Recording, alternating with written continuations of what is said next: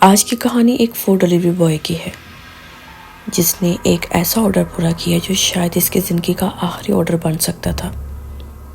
یہ واقعہ کراچی کے ایک علاقے میں پیش آیا اور آج میں آپ کو وہ سچ بتانے جا رہی ہوں جو کبھی کسی نے نہیں سنا۔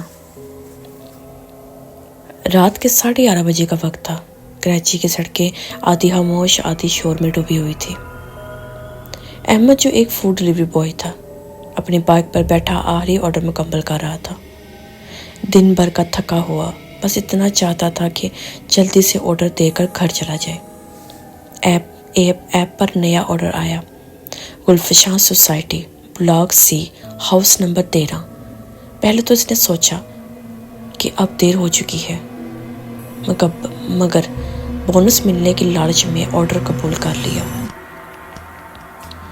ریسٹورنٹ سے پیزا اور کولڈ ڈرنک لیا اور بائک چلا دی۔ سڑکیں سنسان ہو چکی تھی، کتے بھونکنے کی آوازیں دور سے آ رہی تھی۔